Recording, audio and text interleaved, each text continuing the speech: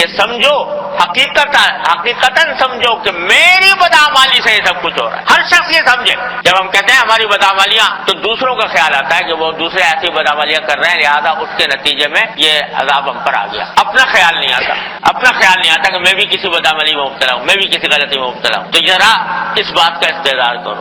ایک وہ تھے حضرت ذوالنون مصری رحمۃ اللہ علیہ, کبھی نام سنا ہوگا. ذوالنون مصری رحمۃ اللہ علیہ بڑے درجے کے اولیاء اللہ میں سے ہیں, اونچے درجے کے اولیاء اللہ میں سے. ان کے بارے میں لکھا ہے کہ ایک مرتبہ قحط پڑا ہوا تھا, بارش نہیں ہو رہی, تو لوگ جو ہیں حضرت کے پاس پہنچے کہ حضرت بارش نہیں ہو رہی, قحط پڑا ہوا ہے, لوگ پریشان ہیں, کچھ دعا کر دیجیے. تو حضرت ذوالنون مصری نے فرمایا کہ بھائی دعا تو کر دوں گا لیکن ایسا لگتا ہے کہ یہ تو سارا وبال میری وجہ سے آیا ہوا ہے, میرے گناہوں کی وجہ سے آیا, اس لیے میں ایسا کرتا ہوں کہ بستی چھوڑ کے چلا جاتا ہوں. میں بستی چھوڑ کے چلا جاؤں تو شاید اللہ تبارک و تعالیٰ اپنی رحمت کی بارش بھیج دے, کیونکہ مجھے تو یہ لگتا ہے کہ میرے گناہ اصل سبب ہیں اس بارش کے نہ آنے کا اور قحط نازل ہونے. اب اتنا بڑا ولی اللہ ہے, عابد زاہد انسان ہے, لیکن وہ دوسروں کے بجائے اپنے بدعملی کو سبب قرار دے رہا ہے اس ساری صورتحال کا. تو آج ہم الٹا معاملہ یہ ہے, ہم کہتے تو ہیں زبان سے کہ بدعملیوں کی وجہ سے ہے, شامت اعمال ہے, لیکن ذہن میں یہ آتا ہے دوسرے لوگ جو غلط کام کر رہے ہیں ان کی وجہ سے ہو رہا ہے. اپنا خیال نہیں آتا میں کیا غلطی کر رہا ہوں, میں کیا گناہ کر رہا ہوں. تو اس واسطے سمجھے کہ ہمارے اپنے ذاتی بدعملیوں کی وجہ سے ہو رہا ہے, اور اس کی وجہ سے استغفار اور توبہ کی کثرت, توبہ اور استغفار کی کثرت. چلتے پھرتے اٹھتے بیٹھتے جب بھی یہ پریشانی کا خیال آئے کہو استغفر اللہ ربی من کل ذنب واتوب الیہ.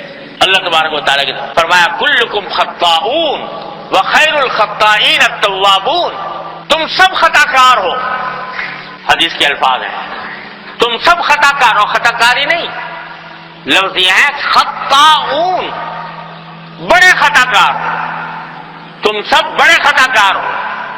وخیر الخطائین التوابون, اور خطا کاروں میں سب سے بہتر وہ لوگ ہیں جو پھر توبہ کرتے ہیں, اللہ تعالیٰ کی طرف رجوع کرتے ہیں. تو توبہ اور استغفار کی کثرت کو اپنا مشغلہ بنائیں. جتنے دیر تبصرہ کر رہے ہیں, جتنے دیر حالات پر بلا وجہ گفتگو کر رہے ہیں, اتنا وقت اللہ تعالیٰ کی طرف رجوع کر کے توبہ اور استغفار میں صرف کریں. اللہ تبارک و تعالیٰ ہمارے گناہوں کو معاف فرما دے اپنی رحمت سے, اس کی طرف متوجہ ہوں اور اللہ تعالیٰ سے فریاد کریں کہ اللہ ربی انی ظلمت نفسی ظلما کثیرا, اے اللہ میں نے اپنے جان پر بہت ظلم کر لیا. ربنا ظلمنا انفسنا, ہم نے اپنی جانوں پر بہت ظلم کیا ہے. فإن لم تغفر لنا وترحمنا لنكن من الخاسرین, اگر آپ نے مغفرت نہ فرمائی, رحم نہ فرمایا, ہم بڑے خسارے میں ہو جائیں. کہو اللہ تعالیٰ کہ اللہ یہ حالات ہم سے برداشت نہیں ہو رہے, یہ پریشانیاں مسلط ہیں ہماری بدعمالیوں کی وجہ سے. اے اللہ جن بدعملیوں کی وجہ سے ہیں, اے اللہ اپنے فضل و کرم سے ان کو معاف بھی فرما دے,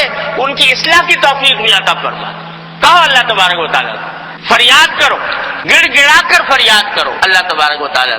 اگر سچے دل سے یہ کام کر لے قوم, یہ قوم کر لے, میں اللہ تبارک و تعالیٰ کے بھروسے پر 100% یقین کے ساتھ کہہ سکتا ہوں حالات بدل جائیں گے.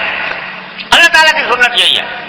دیکھو یونس علیہ السلام کی قوم کو دیکھ, ساری نافرمانیاں, رسول کو پیغمبر کو جھٹلایا, تکذیب کی, سب کچھ کیا, یہاں تک کہ پیغمبر ناراض ہو کر چلے گئے کہ تمہارے اوپر عذاب آ کے رہے گا. پیغمبر بستی چھوڑ کے چلے کہ تم لوگوں کی نافرمانیوں کے نتیجے میں اللہ کا عذاب آ کے رہے گا.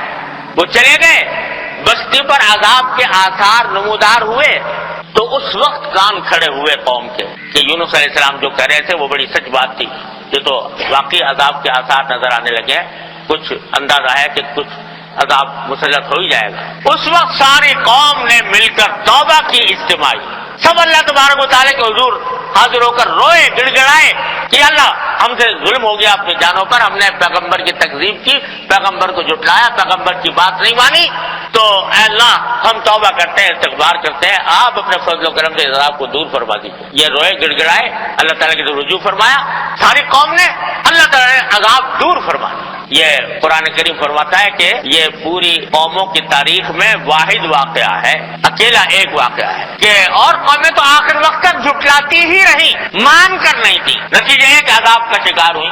لیکن یونس علیہ السلام کی قوم کے بارے میں فرمایا فلولا كانت قرية آمنت فنفعها ایمانها الا قوم یونس. صرف یونس کی قوم ایسی تھی کہ اس نے آخر میں جا کر توبہ کر لی, اللہ تبارک و تعالیٰ نے عذاب دور کر. یہ اللہ تبارک و تعالیٰ کی سنت یہ ہے. اگر آج ہم اس توبہ اور استغفار کی طرف متوجہ ہو جائیں اور اس پیغام کو پھیلائیں دور تک کہ ہر شخص توبہ اور استغفار کی طرف متوجہ ہو, تو کچھ بعید نہیں ہے کہ دیکھتے ہی دیکھتے حالات بدل جائیں. اور استغفار کثرت سے کریں. اور سید الاستغفار جو نبی کریم صلی اللہ علیہ وسلم نے ارشاد فرمایا ہے وہ ہر مسلمان کو یاد کرنا چاہیے اور اس کو اپنا وظیفہ بنانا چاہیے. سید الاستغفار اللهم انت ربی لا الہ الا انت خلقتنی وانا عبدک وعلی عہدک ووعدک ما استطعت ابوء لك بنعمتك علي وابوء لك بذنبي فاغفر لي ذنوبي فانه لا يغفر الذنوب الا انت. یہ سید الاستغفار ہے. فرمایا کتنا ہی کوئی گناہ کے انبار لے کر آ جائے اللہ تبارک و تعالیٰ اس استغفار کی بدولت معاف فرماتے. اس کو اپنا شعار بنائیں, اٹھتے بیٹھتے چلتے پھرتے ہر نماز کے بعد یہ استغفار کریں اور دوسروں تک بھی اس پیغام کو پہنچائیں کہ توبہ اور استغفار کی طرف متوجہ ہوں. سوشل میڈیا پر سب سے قدیم اور سب سے ریلائبل برانڈ درسقرآن.com